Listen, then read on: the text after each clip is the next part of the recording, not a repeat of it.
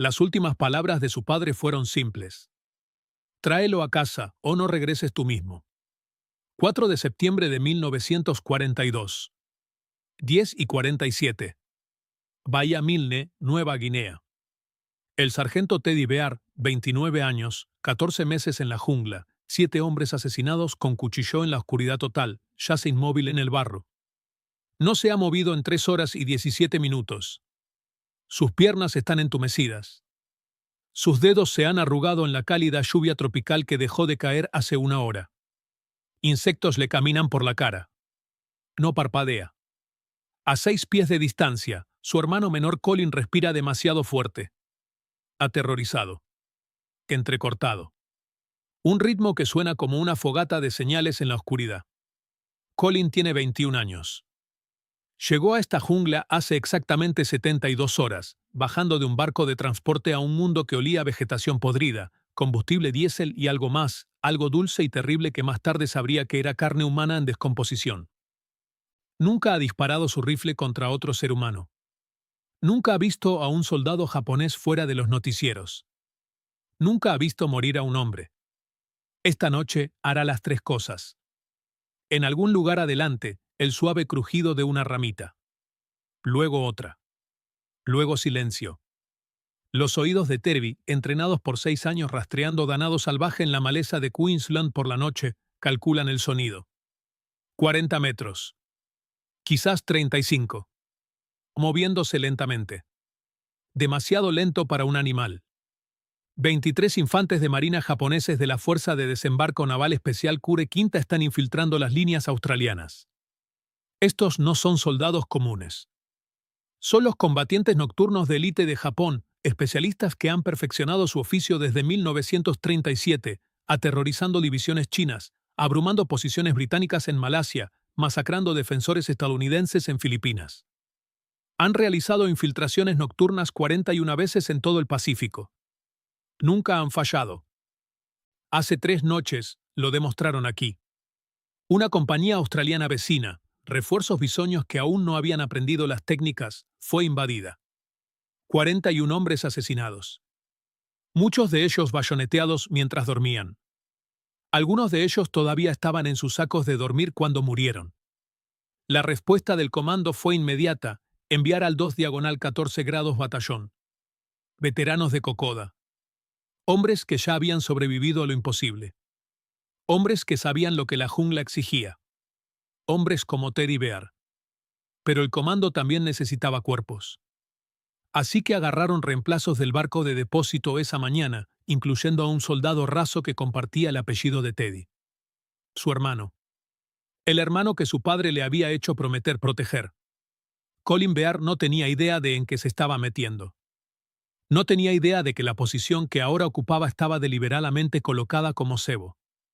No tenía idea de que cada hombre a su alrededor, excepto él, había matado a corta distancia en la oscuridad.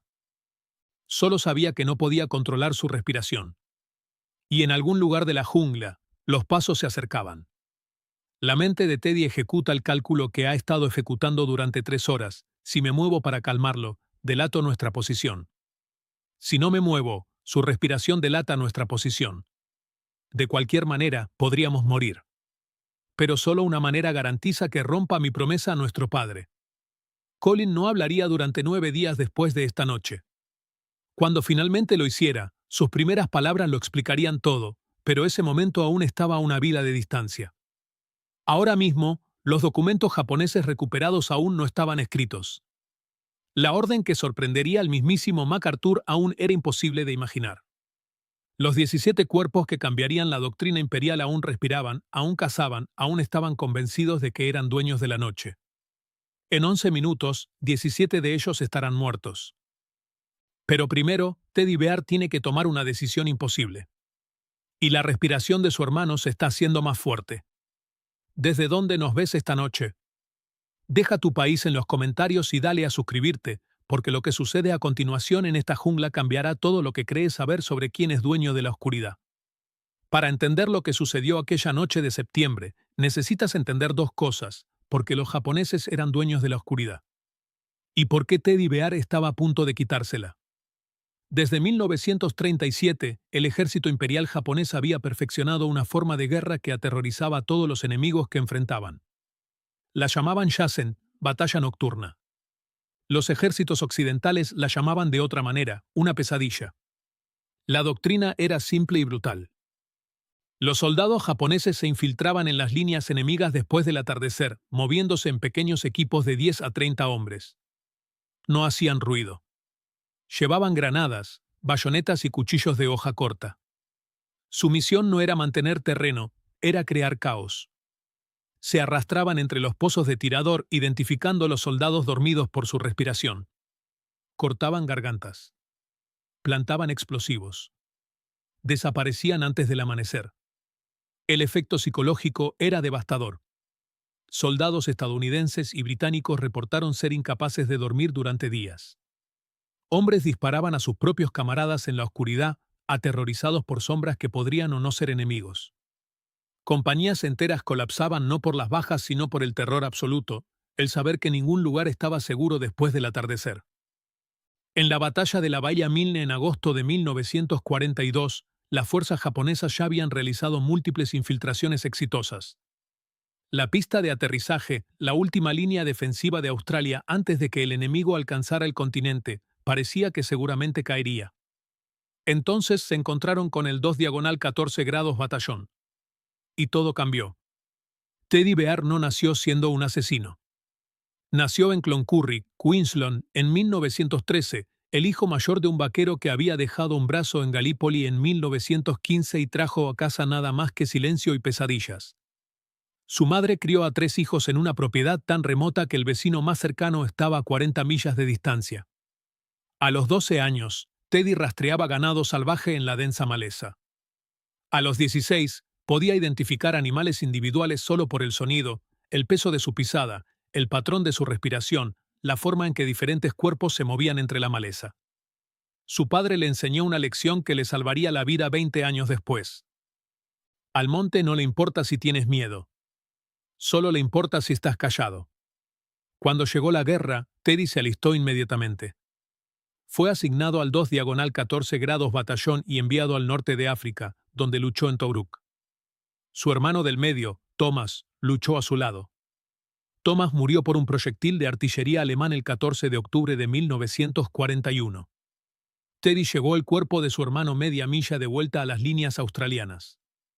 No habló durante 3 días después. Cuando finalmente lo hizo, le hizo una promesa a su padre: no dejaré que entierres a otro hijo. 14 meses después, cuando el 2-14 fue desplegado a Nueva Guinea, Teddy descubrió que su hermano menor Colin se había alistado. Y cuando el barco de transporte de Colin llegó a la Bahía Milne, cuando Teddy vio la cara de su hermano por primera vez en 2 años, entendió exactamente lo que le costaría esa promesa. Colin era bisoño. Aterrorizado. Completamente desprevenido. Y Teddy tenía exactamente 72 horas para enseñarle a sobrevivir. De vuelta en la oscuridad presente, una ramita se rompe a 30 metros de distancia. La atención de Teddy se divide durante 3 segundos, solo 3, mientras el recuerdo de esas 72 horas cruza su mente. 3 segundos. La misma cantidad de tiempo que se congeló en Isuraba cuando su pelotón original fue invadido. 3 segundos que costaron 4 vidas. Obliga al recuerdo a bajar. Se enfoca en el sonido adelante. Las pisadas han dejado de moverse. Pero he aquí la cuestión sobre esas 72 horas que lo cambiaron todo. Teddy no podía enseñarle todo a Colin. No había tiempo. Los japoneses ya estaban probando las líneas australianas. El combate se acercaba. Así que le enseñó una cosa. Los australianos habían desarrollado una contradoctrina a la infiltración japonesa. La llamaban yacer en silencio. El concepto era simple. La ejecución era casi imposible. Cuando los infiltrados japoneses entraban en tu posición, no te movías. No disparabas. Ni siquiera respirabas con normalidad. Controlabas tu respiración, lenta, superficial, por la nariz. Dejabas tu cuerpo completamente flácido. Te convertías, para todos los fines prácticos, en un cadáver. Los soldados japoneses pasaban de largo. Podían pasar por encima de ti. A veces te pisaban. No hacías nada. Luego, cuando habían pasado, cuando creían que tu posición estaba vacía, te levantabas silenciosamente detrás de ellos. Y los matabas antes de que supieran que estabas vivo. Iba contra cada instinto humano. Tu cuerpo te gritaba que corrieras, que lucharas, que hicieras algo. Pero la técnica funcionaba. Las unidades australianas que la dominaban no solo sobrevivían a la infiltración nocturna, aniquilaban a los infiltrados. Teddy la había usado 7 veces. 7 soldados japoneses habían muerto sin saber que él estaba allí. Ahora tenía que enseñársela a un joven de 21 años que nunca había matado a nadie. El primer día, Colin no pudo controlar su respiración por más de 30 segundos. El segundo día, logró 2 minutos antes de que su pecho comenzara a jadear, desesperado por aire. El tercer día, el día antes de la infiltración, Teddy hizo que Colin yaciera en el barro durante 6 horas seguidas. Pasó junto a él. Pasó por encima de él. Le pisó la mano deliberadamente, poniendo todo su peso. Colin no se movió. Cuando Teddy finalmente le dijo que se levantara, las primeras palabras de Colin fueron: ¿cómo haces esto sin volverte loco? La respuesta de Teddy fue simple: no pienses en ellos. No pienses en matar. Piensa en mañana. Piensa en mamá. Piensa en papá esperando que volvamos a casa. Luego deja que tus manos hagan lo que saben hacer. Colin asintió. No entendió. No todavía. Pero lo haría. Los japoneses no eran estúpidos. Habían aprendido que los soldados australianos no entraban en pánico como las tropas estadounidenses o británicas. Habían aprendido que equipos de infiltración estaban desapareciendo en las posiciones australianas y nunca regresaban. Así que desarrollaron una contramedida. Cuando los infiltrados japoneses se movían a través de las líneas aliadas de noche, gritaban designaciones de unidades estadounidenses, nombres de regimientos, números de batallón, comandantes. Los soldados estadounidenses, confundidos y aterrorizados, respondían. Sus voces delataban sus posiciones. Los australianos no respondían. Permanecían en silencio. Esto los hacía más fáciles de identificar y más fáciles de atacar. El sistema había funcionado perfectamente durante 3 semanas. Esta noche estaba a punto de fallar catastróficamente. Porque Teddy Bear había enseñado a sus hombres un truco propio. Cuando los infiltrados japoneses gritaban nombres de unidades estadounidenses, los australianos respondían. En japonés. Con marcados acentos australianos. No era mucho. Unas pocas palabras. Ai. Kokoni. Suficiente para crear 3 segundos de confusión. 3 segundos era todo lo que Teddy necesitaba. 10:51. Las pisadas se detienen. Teddy cuenta latidos. 1, 2, 3, 4, 5. Todavía nada. Entonces una voz, japonesa, susurrada, Rokunin y Dari. 6 hombres, vayan a la izquierda. Se están dividiendo. Un equipo dirigiéndose hacia la línea defensiva principal. Un equipo dirigiéndose hacia la sangre de Teddy se hiela. Se dirigen hacia la estación de auxilio. 200 metros detrás de su posición, 200 australianos heridos yacen en un hospital de campaña. Hombres sin piernas. Hombres sin brazos. Hombres ciegos por metralla. Hombres demasiado drogados para despertarse aunque oyeran venir a alguien. Si un solo soldado japonés llega a esa estación de auxilio, será una masacre. Teddy calcula. Tiene quizás 9 minutos antes de que los infiltrados alcancen el hospital. Puede romper el silencio, advertir al mando y ciertamente morir, o puede confiar en que otras posiciones los interceptarán. Pero otras posiciones podrían no verlos. Otras posiciones podrían ser bisoñas, como la compañía que murió hace 3 noches. A 40 metros de distancia, el primer soldado japonés pasa a la posición de Colin. Teddy no puede ver a su hermano. Está demasiado oscuro. Pero puede oír la respiración de Colin, entrecortada, aterrorizada, acelerándose. Detente, piensa Teddy. Respira lento. Recuerda lo que te enseñé. El soldado japonés se detiene. ¿Ha oído algo? 10:53. El infiltrado está de pie directamente sobre Colin. Teddy puede ver la silueta ahora, una forma ligeramente más oscura que la oscuridad que la rodea. El soldado está mirando hacia abajo, bayoneta extendida, probando. La respiración de Colin se ha detenido. O ha recordado la técnica o está tan aterrorizado que ha olvidado cómo respirar por completo. El soldado japonés da un paso adelante. Su bota baja directamente sobre la mano extendida de Colin. Teddy lo oye. El suave aplastamiento de dedos presionándose en el barro. Colin no emite ningún sonido. El soldado se detiene. Siente la resistencia bajo su bota. Lenta, deliberadamente, aplica más peso. Todavía nada. Después de 3 segundos que parecen 3 años, el soldado sigue adelante. No se dio cuenta de lo que estaba pisando. Pensó que era una raíz. Una rama caída. No sabe que Colin Bear está llorando en silencio, sus dedos aplastados enterrados en el barro, mordiendo su propio brazo para no gritar. 10:56. El equipo principal de infiltración ha pasado las posiciones adelantadas. 17 infantes de marina japoneses están ahora entre la línea defensiva australiana y la estación de auxilio. Se mueven más rápido ahora, confiados en que han penetrado sin ser detectados. No saben que detrás de ellos, soldados australianos se levantan del barro. Teddy Bear está de pie. Silencioso. Moviéndose.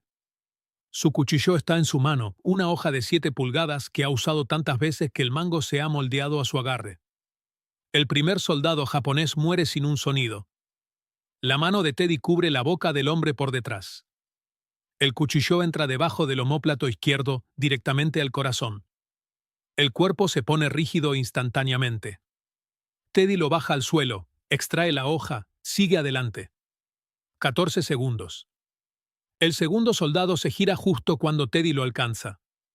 Hay un destello de reconocimiento en sus ojos, la comprensión de que la muerte está aquí, y entonces el cuchillo abre su garganta.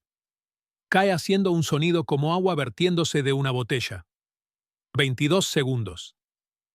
El tercer soldado es más rápido. Gira. Bayoneta en alto. El cuchillo de Teddy se engancha en algo, una costilla, una hebilla, algo, y la hoja se rompe. La mitad se queda en el pecho del soldado japonés. La otra mitad permanece en la mano de Teddy. El soldado está herido pero vivo. Abre la boca para gritar. La hoja rota de Teddy entra en su garganta antes de que el sonido salga. Pero ahora Teddy Bear está desarmado en la oscuridad. Y hay 6 soldados más entre él y su hermano. 10:59. Teddy se mueve a través de la oscuridad sin nada más que sus manos. Detrás de él, otros australianos hacen lo mismo. El silencio de la jungla está puntuado por sonidos suaves y húmedos, sonidos que no viajan más de unos pocos metros. Sonidos que los infiltrados adelante no oyen. Los japoneses se han dado cuenta de que algo anda mal. Su hombre de punta no ha reportado. Su formación tiene vacíos donde debería haber soldados. La retaguardia de su columna se ha quedado en silencio. Una voz llama, Daihobuka. Teddy susurra de vuelta, hay punto. Hay una pausa. El acento es incorrecto.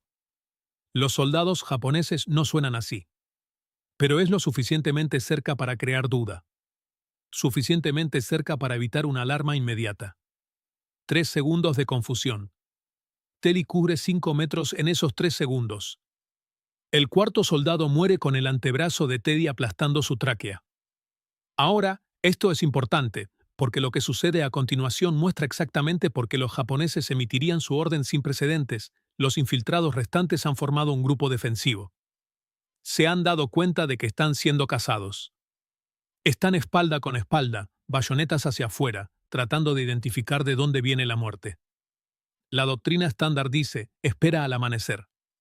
Déjalos mantener su posición. Elimínalos con rifles a la luz. Pero Teddy sabe que se dirigen hacia la estación de auxilio. Sabe que no hay tiempo. Hace algo que va contra todos los manuales tácticos jamás escritos. Los ataca de frente. ¿Qué harías tú en ese momento? Quedarte congelado, esperando que la bayoneta falle. O hacer lo que hizo Colin.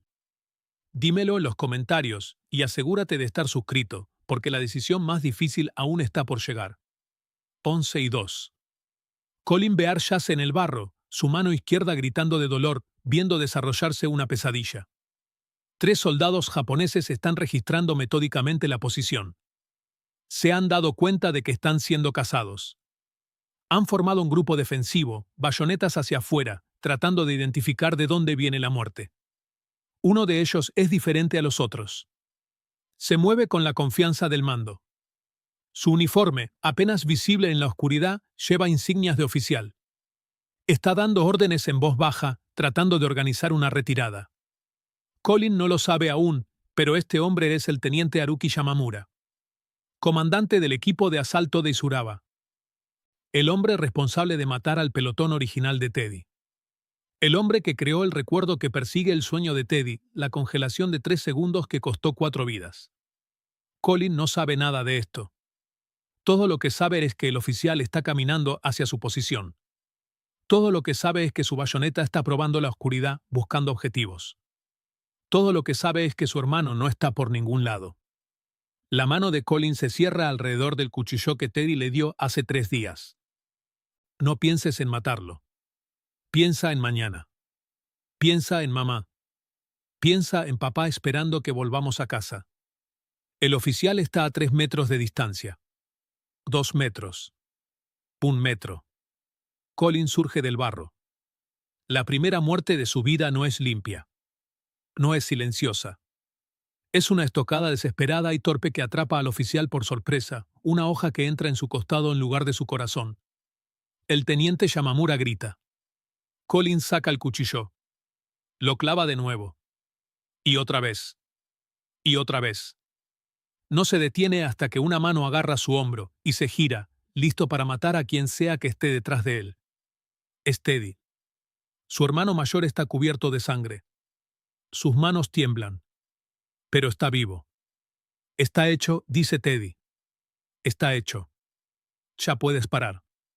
Colin mira hacia abajo el cuerpo del oficial. Luego al cuchillo en su mano. Luego a su hermano. Abre la boca para decir algo. No sale nada. 3:47. La primera luz gris del amanecer se filtra a través del dosel de la jungla. El sargento Teddy Bear está sentado contra una palmera, contando cuerpos. Sus manos han dejado de temblar, pero aún puede sentir la presión fantasma de gargantas colapsando bajo sus dedos. Sabe por experiencia que esta sensación se desvanecerá. También sabe que nunca desaparecerá por completo. El recuento es final, 17 infantes de marina japoneses muertos. 4 capturados, heridos, desorientados, incapaces de comprender lo que sucedió. 2 escaparon a la jungla. Ellos informarán a sus comandantes. Describirán la noche en términos que no coinciden con ninguna doctrina de infiltración. Usarán una frase que se extenderá como un reguero de pólvora por el cuerpo de oficiales japonés, Shoru no Akuma. Demonios de la noche. Bajas australianas, 3 muertos, 7 heridos. Uno de los muertos es el cabo Morrison, el hombre que sacó a Teddy de la pista de Kokoda con un tobillo destrozado. Murió defendiendo la estación de auxilio, comprando tiempo para que los pacientes dentro fueran evacuados. 200 hombres heridos están vivos porque Morrison lo dio todo. Teddy añade este peso a todos los demás que carga.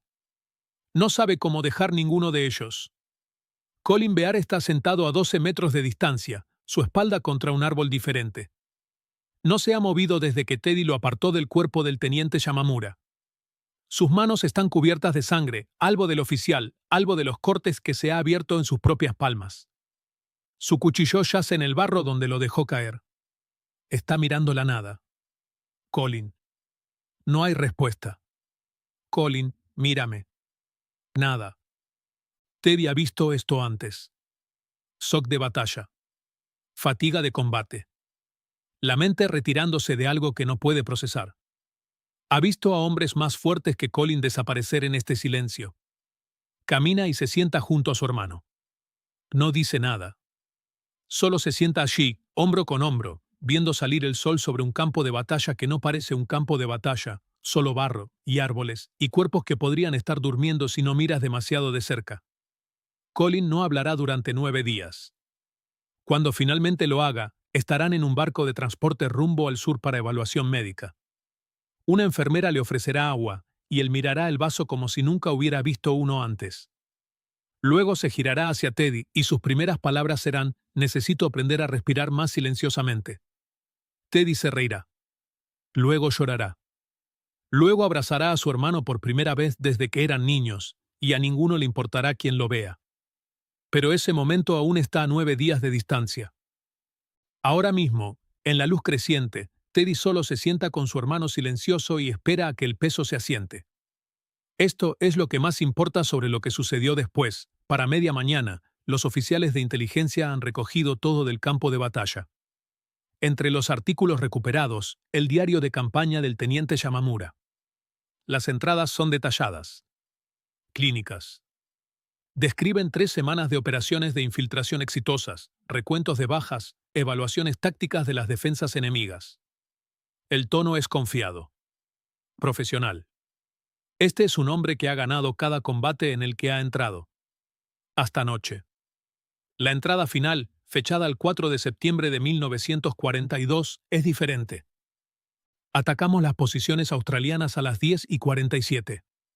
Se perdió contacto con los elementos de retaguardia a las 10:55.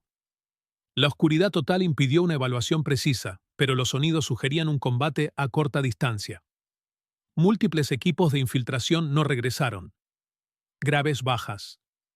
Causa desconocida. El enemigo mostró una disciplina inconsistente con las fuerzas aliadas previas. Sin pánico. Sin disparos. Estaban esperando. La entrada termina ahí. La página siguiente está en blanco. El teniente Yamamura nunca escribió otra palabra. Cuando el diario llega a la inteligencia aliada, se traduce y se envía inmediatamente. Un resumen llega al escritorio del general Douglas MacArthur antes del final de la semana. MacArthur lee la traducción. Luego la lee de nuevo. Luego hace una pregunta que reformulará la estrategia del Pacífico: ¿por qué los japoneses tienen miedo de luchar contra los australianos por la noche? La respuesta proviene de prisioneros capturados e interceptaciones de inteligencia posteriores. Dentro de las 3 semanas posteriores al enfrentamiento en Bahía Milne, el Comando del Ejército del Sur japonés emite una directiva a todas las unidades en el Teatro del Pacífico. La directiva está clasificada. No debe compartirse más allá de los oficiales superiores. El documento, recuperado después de la guerra de los archivos militares japoneses, dice, en parte, deben evitarse las operaciones de infiltración nocturna contra las fuerzas australianas a menos que sean estratégicamente esenciales. Los soldados australianos han demostrado técnicas de contrainfantería que exceden la doctrina defensiva estándar. Las bajas sufridas en enfrentamientos nocturnos con unidades australianas han excedido los parámetros operativos aceptables. Deben emplearse enfoques tácticos alternativos al enfrentar posiciones australianas después del atardecer. La frase circula entre las filas de oficiales japoneses en términos más simples: nunca luches contra los australianos por la noche.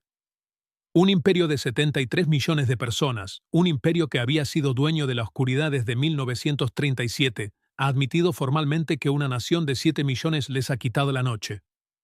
Ambos hermanos Bear sobreviven a la guerra. Colin es evacuado a Australia en octubre de 1942. Pasa 3 meses en un hospital militar, clasificado como sufriendo de fatiga aguda de combate.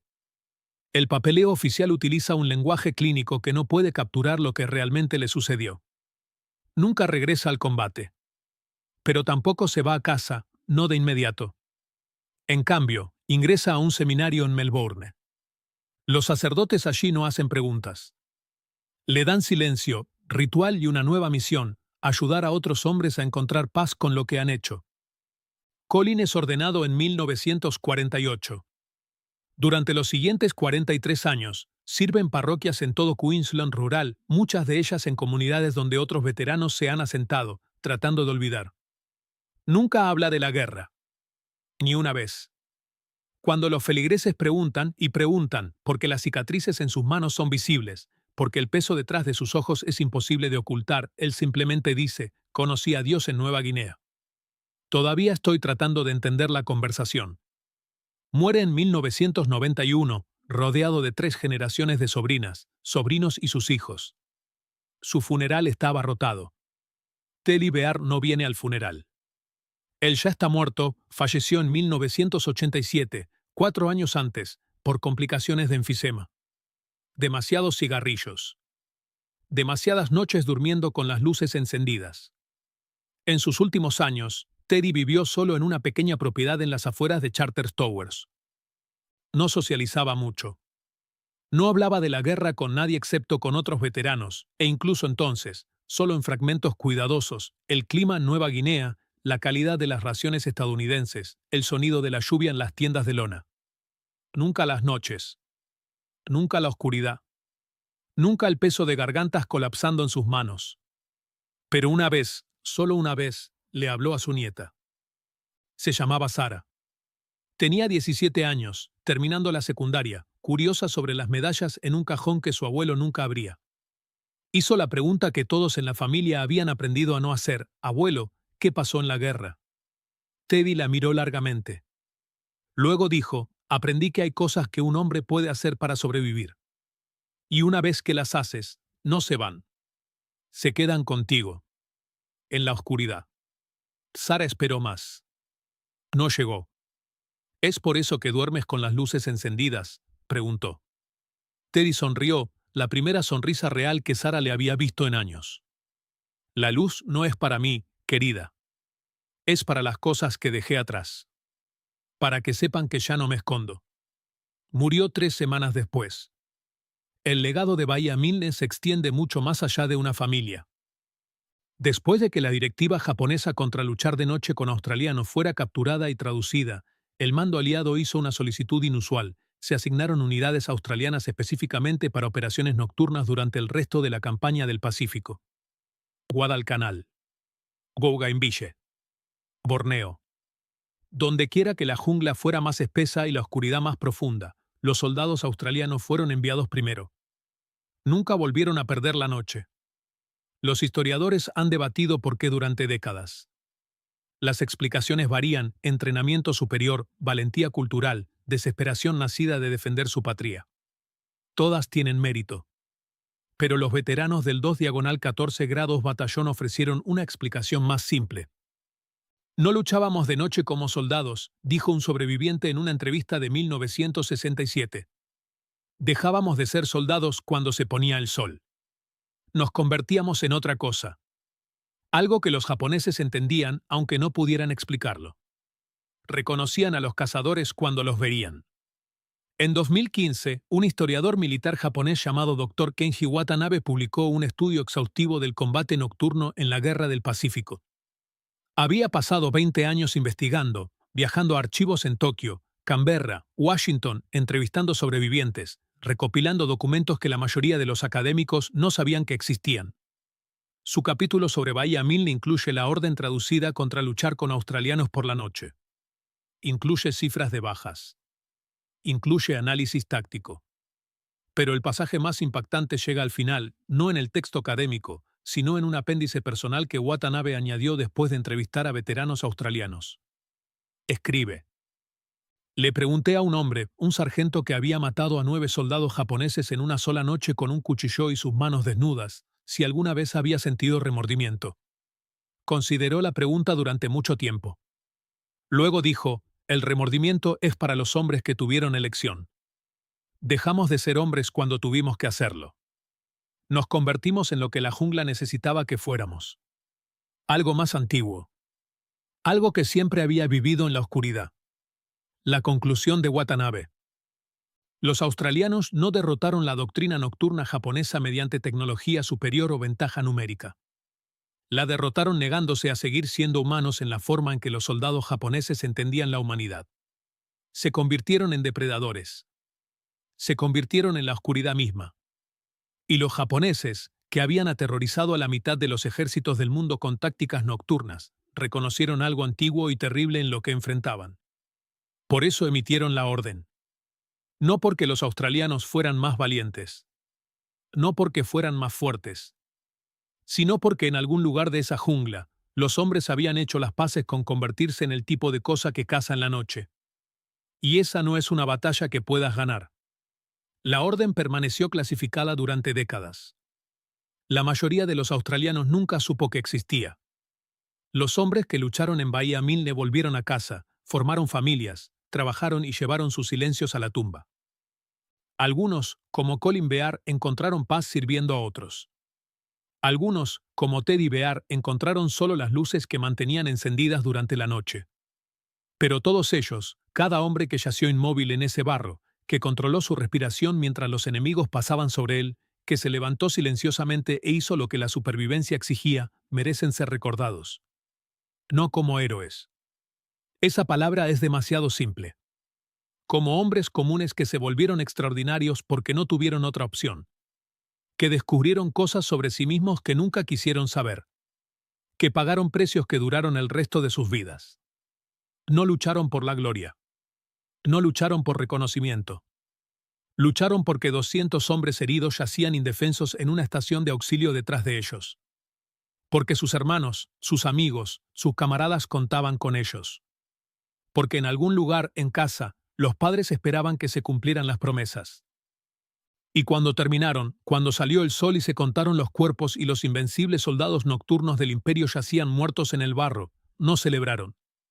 Se sentaron contra las palmeras y miraron la nada. Limpiaron la sangre de debajo de sus uñas. Se preguntaron si alguna vez volverían a poder dormir con las luces apagadas. Los japoneses aprendieron una lección en Bahía Milne que sus comandantes consagraron en la doctrina oficial. Nunca luches contra los australianos por la noche. No porque los australianos fueran más valientes. No porque fueran más fuertes. Sino porque en algún lugar de la oscuridad de la jungla, hombres como Teddy Bear habían hecho las paces con convertirse en el tipo de cosa que caza en la noche.